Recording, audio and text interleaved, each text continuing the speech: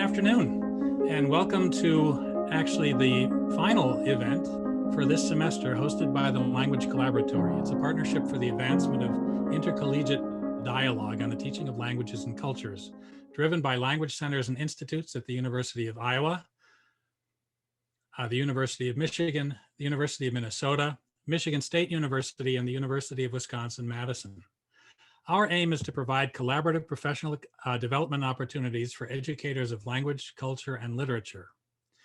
Our series this fall addresses perennial issues of accessibility, inclusivity, and learner autonomy and agency through the lens of our current shared circumstances, and approaches these issues from a variety of perspectives, building on the expertise of individuals on our own campuses. We aim to share insights and to encourage interinstitutional dialogue, bridging the institutional distance and fostering a collaborative interchange of ideas. You are invited to contribute to what we hope will be a lively discussion. The sessions will be recorded and made available through each institution's website. We ask that you mute your microphone at the outset, that you use the tools in Zoom to contribute questions and comments in the chat, and during the open discussion period to raise your hand virtually prior to activating your microphone. Closed captioning is available through the live transcript button in the Zoom menu bar. Did we get the recording going? Yes, all set. Okay, thanks. Before we start today's discussion, there's a note that we're planning to hold a final event of the semester next Thursday on December 17th to provide an opportunity to encourage networking among the personnel of the 5 institutions, to share ideas and experiences in groups with common interests, and to gather feedback on this fall's series along with input regarding a similar series for next semester. Please look for details. Today's discussion comes to us from the Language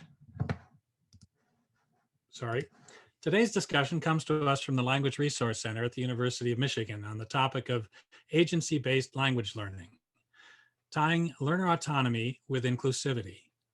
The discussion will be facilitated by Julie Evershed, the director of the center. Julie, over to you. Thank you, Dan. This afternoon, I'm really pleased to welcome my colleague Pamela Bogart, who teaches academic and professional English communication and language pedagogy at the University of Michigan English Language Institute. Pamela has an MA in French and TESOL and has taught both French as well as English as a second language at the university level. Pamela's curricular development projects have focused on increasing learner access and agency through technology, on spoken and written corpora, and on innovative pedagogies that support curricular personalization. So Pamela, thank you so much for joining us this afternoon. My pleasure, thank you. To get us started, would you please describe the context within which you are currently teaching? Because it's a little bit different than first and second year language classes. Yeah, definitely. Yeah, about 20 years ago, I used to teach first year French full-time at the University of Michigan but for about 20 years. I've been at the English Language Institute, as you said, where we focus on academic and professional language, and our courses are co-curricular.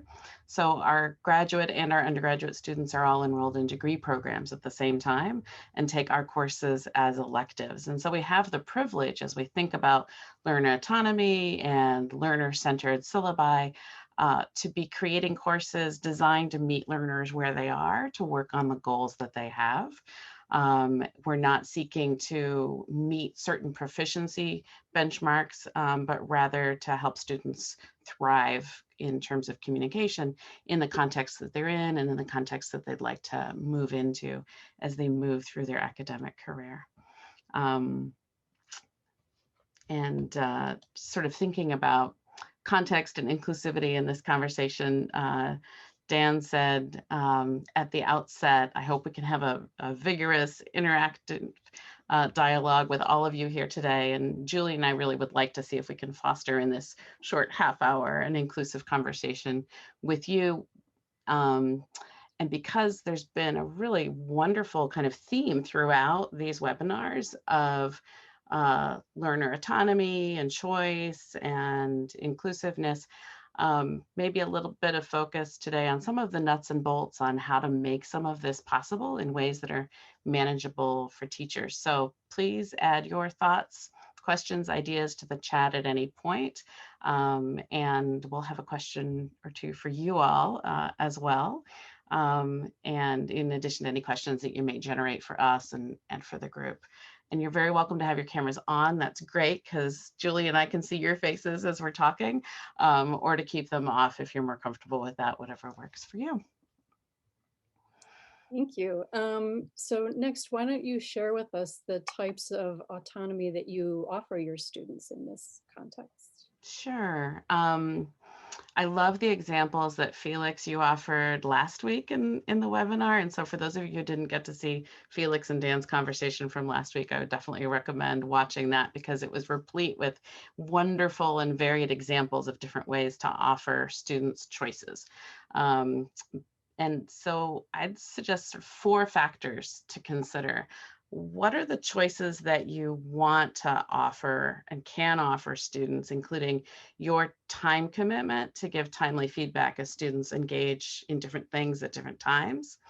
How will you structure that choice making and provide enough scaffolding that students can make principled choices or reasoned choices or productive choices? The third is, how will you support student reflection on the choices they're making? And that's super, super important. And then finally, rather than just sort of providing a self-serve menu of here's some things you can do, how will you help students all doing their own thing bond together as a supportive, inclusive learning community? So Julie, you asked me for examples and I started out with sort of approach, but maybe some examples of that are, I had teach a reading and vocabulary class for graduate students. And within that class, students can emphasize reading more, vocabulary more, kind of equally. Within reading, they can emphasize speaking about texts, writing about texts, processing and making sense of texts, cultivating a larger vocabulary by reading texts or reading efficiency. And then within each of those specialty areas, they can choose different ways of approaching that. So in that class, that's an example of the sort of choice tree that students have. I think how is the biggest question, how to manage all of these choices and individual pathways and community intersections. And so I wanted to be sure to share with you all today a resource that's been really helpful to me for the past 5 years or so from Rachel Niemer at the Center for Research on Learning and Teaching here at the University of Michigan. And so I'm going to paste a link in the chat to a document that Rachel has given me permission to share with you today. And you're welcome to share it along as long as you continue attribution to Rachel. So I've put a link in the chat and I'll just give you a quick peek at what this is. So you can ignore the going gameful part. We can come back to that if you want, sort of a looking at games as a way to inspire pedagogy choices. But the interest for me here is a way of categorizing all the different dimensions in which we might offer students choice. And these little bold titles, one of many, define the target, are cute. The description is helpful. Where I think this document gets really helpful is on the second page, when it breaks down each of these cutesy category titles to really useful questions that teachers can use to design their classes. And so for each of those categories, there are a number of really productive questions. And I think these inspire the kind of thinking that allows us to put theory to a syllabus. So that's why I wanted to share that document with you today. Thank you for that. Can you tell us how this choice offering and autonomy has changed for you during the pandemic? For you and Oh, your students? yes. Yes.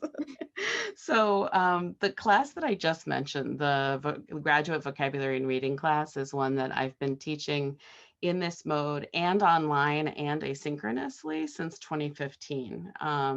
It used to be a face-to-face class. It used to just be a vocabulary class. So it's changed in many ways over the years, but since 2015, it's been in a mode where students create a mind map of what parts of the class they want to do and begin to think about sequencing and prioritizing and when. And then they have a weekly reflection that they share with other students to talk about what did they do, how did it go, what are their thoughts on where they may go next. And that opens up a space for peer teaching and peer inspiration and getting to know one another. That used to work well when this was the only online class that students were taking and the only asynchronous class that students were taking. But it demanded a lot of executive function, kind of being one's own administrative assistant to manage this, even as a 2-credit elective class. Now that all classes demand that level of administrative management of one's time and attention, students shared with me they needed more structure. They wanted more synchronous Zoom meetings. They wanted more deadlines. They wanted more someone else to tell them how to do what's going to be most productive given what their goals are.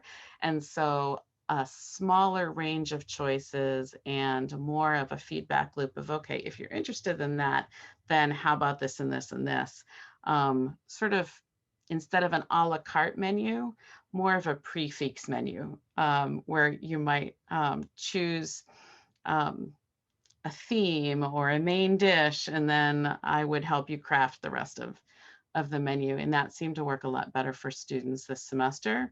I did feel lucky that despite the fact that sometimes students were struggling with lack of structure and we needed to add structure, the flexibility was already built into the class. And so it was easy to add that structure for those students who wanted it. And we didn't have to invent new things that the course didn't already have. We could pull on the options and resources that were available and the kind of flexibility that was already baked in. So that was quite helpful during the pandemic. I speak as if it's in the past tense. It is still helpful now as students are finishing up this particular class and a couple of others. I will be adding a lot more structure to my winter term classes where there are weekly deliverables that are more concrete to help students stay engaged and more opportunities for regular face-to-face contact in small groups. Great. So I think now Pamela and I were interested in asking all of the participants here, when things went remote last spring, what did you do if you're doing any kind of autonomous learning activities? How did this change for you, if it did? We're wondering if you offered more choices, what kinds of choices, if you found you had to create some new choices.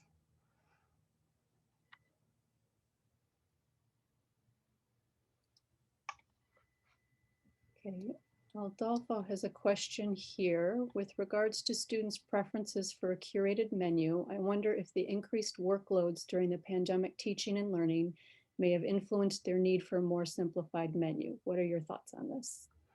That's a wonderful question, Adolfo. Thank you. I'm guessing that you may be asking this because you saw your students reporting an increased workload overall.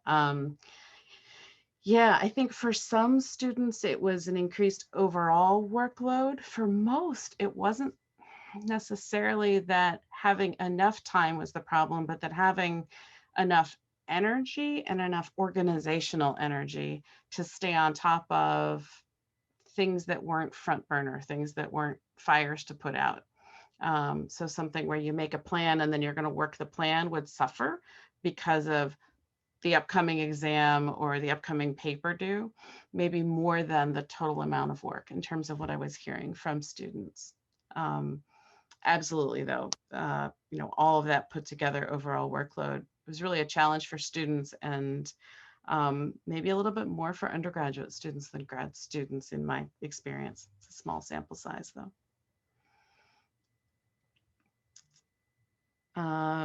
So I see some wonderful questions about this. Let me jump down to Adolfo's comment. So you're seeing increased workload and particularly needing more time to learn the workflow and navigation of all the classes? Yes, exactly. So in face-to-face classes, like everything is curated in a way that, I mean, depends on the structure of the face-to-face class, but everything is at least negotiated in person rather than students needing to figure it out on their own. And I think that the risk with offering students choices is that we further increase a need to do new learning of how to navigate yet another course pathway. And so Beth has asked, how do you manage the variety of projects, due dates, and so on coming in from students? If you have 25 students, how do you manage that? So my simplest answer is to consider two things. One is, where does it make sense in terms of who your students are, their motivation for taking the class, and the objectives of the course? Where does it make sense to offer choice? Where is that going to tune into people's greatest motivation and needs? And maybe that's a smaller segment than the whole class for a group of 25. And so to prioritize choice where choice is going to be most impactful.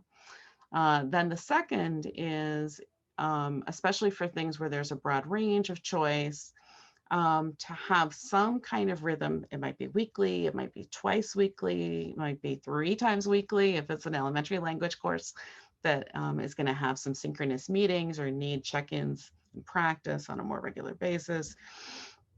But to have a forum, whether that be meetings, a vlog, a blog, a discussion, a written discussion forum, where students need to report in on that regular basis. What choice did they make? How did it go? What are the learning outcomes based on that choice? What might be their next choice? And that keeps the timing for teachers much more regular of when are you handling different things coming in. This kind of speaks to the increased executive function skills necessary on the part of the instructors as well. And I know often the conversations are very student focused, but as I have more of these, I realize as a faculty member, it's not just the time and the creation of videos, but it's the overall structure and, really having things tightly organized. Do you have any suggestions or tips and tricks on that? So one is, ideally, and this is not an ideal moment, is to give yourself 4 to 6 months to prepare for any class where you're going to offer a lot of choice so that you can pre-populate all the choices, all the instructions, all the rubrics, unless you're having students co-construct rubrics. But then still, what are the instructions for the co-construction of the rubric? What are the constraints on the construction of that rubric that students might collaboratively develop? What does need to be invented by students in the class, but then again, like, what are the constraints around that and how will that contribute to your grading? So once everything's pre-populated and you've built out the course website that's going to host all of these choices, whether that's in your LMS or in some other way, then you can focus on who the students are. And you can open with a survey or an experience to get a sense of who people are and why they're there and what their motivation is and what they can do already, what strengths they bring. And you're interacting with students' activity rather than doing the teaching, doing the facilitating that we would usually do in live classes. That's assuming an asynchronous approach, of course. If you are hosting live classes, one way to think about it is sort of extreme flipped, that rather than leading new activities and new learning engagement, that you use that time for students to follow up on the choices that they made, maybe in small groups or breakouts by theme, maybe by round robin sharing, maybe by, especially in elementary classes, doing lots of practice in the choices for group practice or performance in small groups in the live synchronous setting, so that you pre-create all of that lesson planning time as much as possible before the semester starts. And you can focus on those 25 or those 40 students and what they're doing and what they're producing and how they're engaging with each other and with the course during the semester.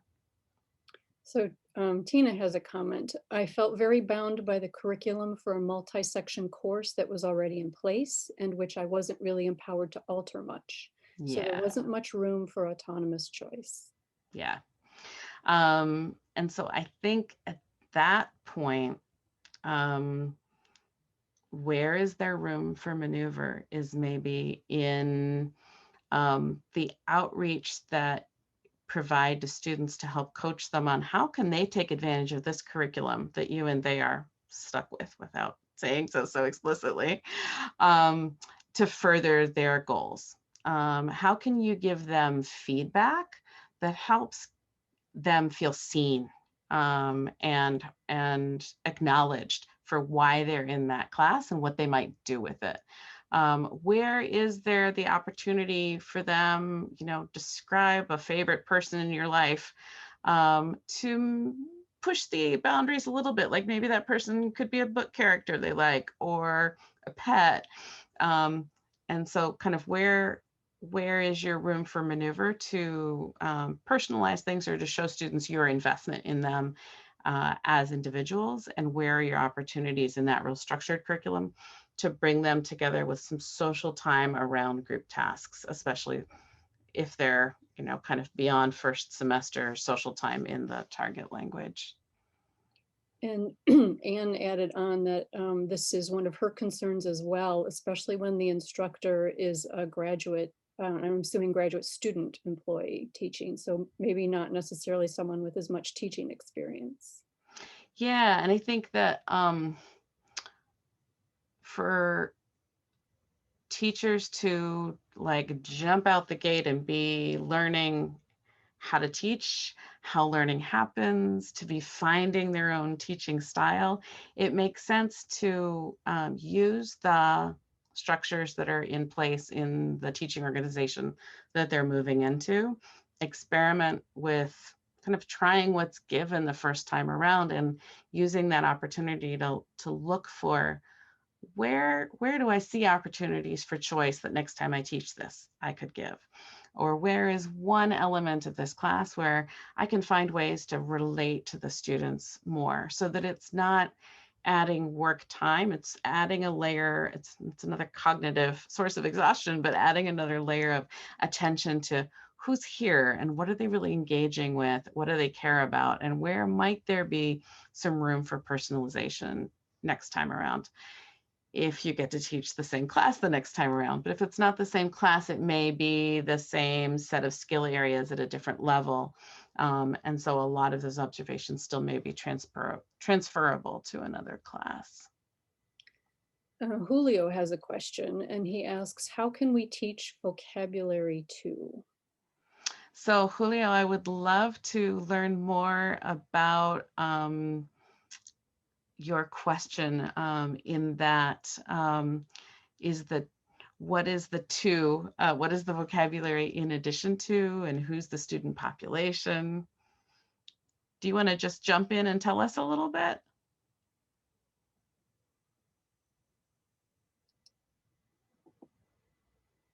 Looks like your microphone is still off.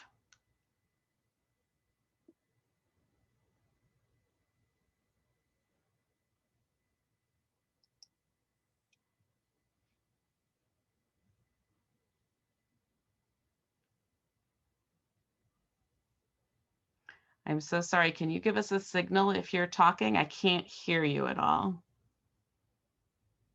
Okay.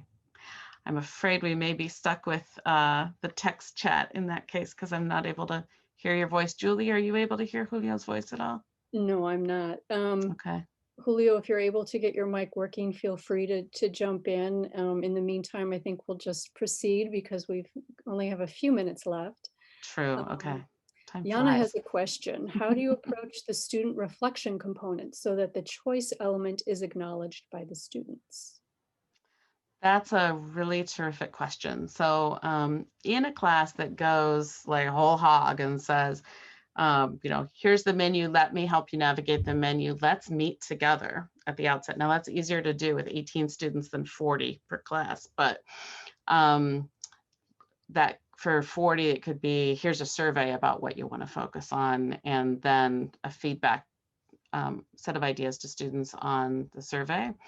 And to frame the class as this class is all about becoming an even more skilled language learner than you already are, and learning how to match resources and exposure to the language with opportunities to use the language and strategies for using those resources and opportunities. And so you're going to be making a lot of choices. That's the core of what this class is about, and assessing how well are those choices working for you. And I'll help you do that assessment based on your reflection and based on your engagement with the class and your use of the language. And it'll be a work in progress together. So I start out the class framing it that way. And then Orania said, do students actually have the ability to recognize what reflection really is? Often, yes.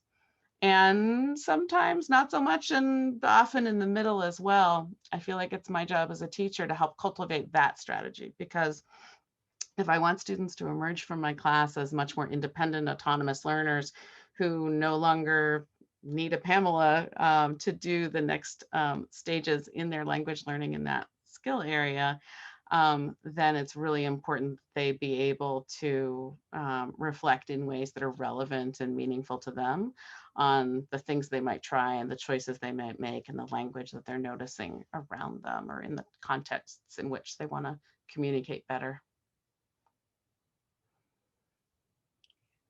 So I have another question for you. Can you tell us what kinds of choices make it possible to honor students' complex and overlapping identities? That's a really, really important question. And I think a big element of that is seeking opportunities for students to do expertise sharing.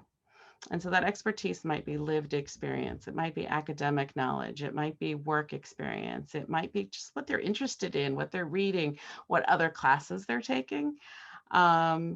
Identifying students' strengths and taking a building on strengths approach rather than a remedial or a identifying weaknesses or penalizing weaknesses approach. Seeking to get to know students so that we can learn how do they see themselves using this language in the future, and how can we create spaces and opportunities in the class for them to inhabit that future self and share that future self with the class through role plays, through writing, through topics they choose, through presentations they make, as they bring in elements of that self to the class. Great, thank you. Looks like we have about 2 minutes left. Are there any other questions or comments that people would like to put in the chat? I see Dan. Yes, Dan.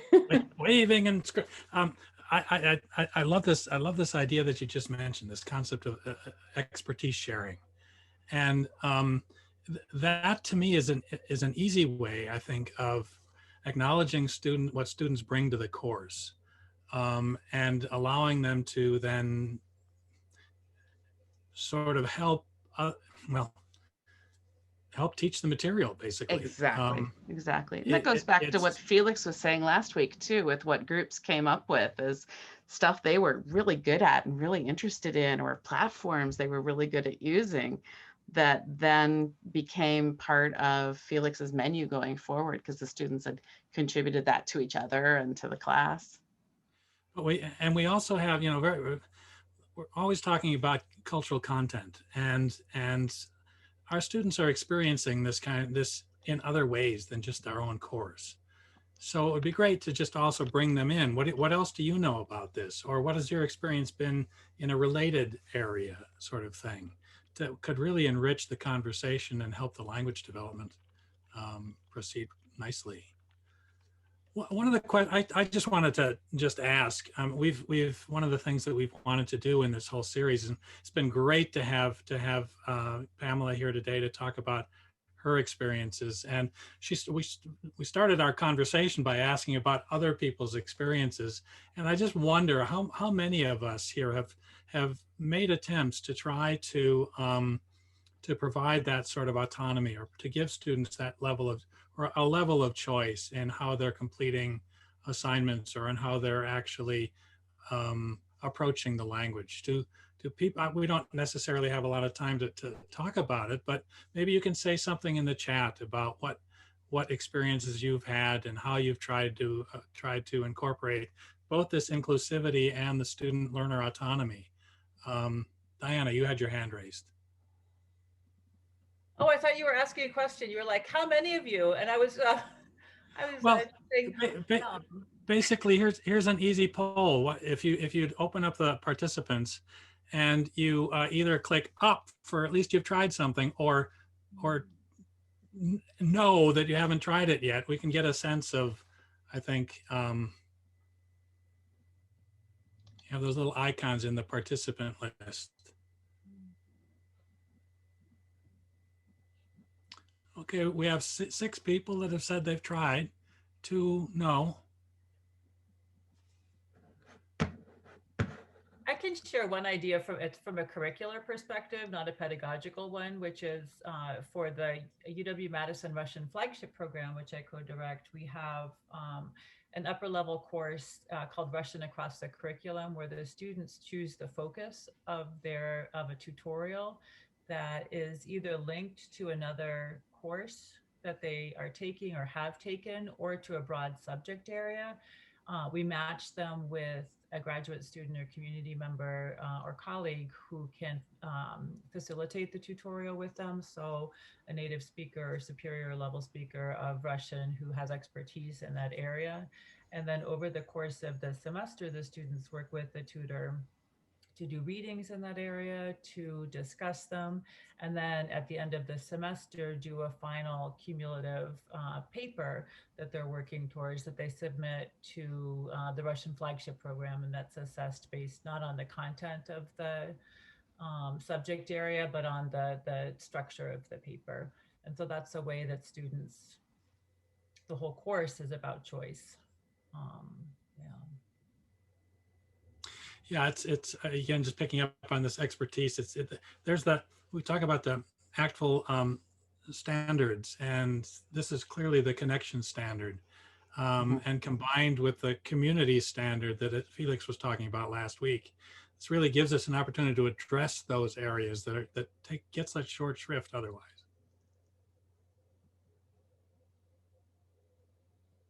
Well, sorry, we do have to quit, but we will stick around for another few minutes for people that want to carry on a conversation.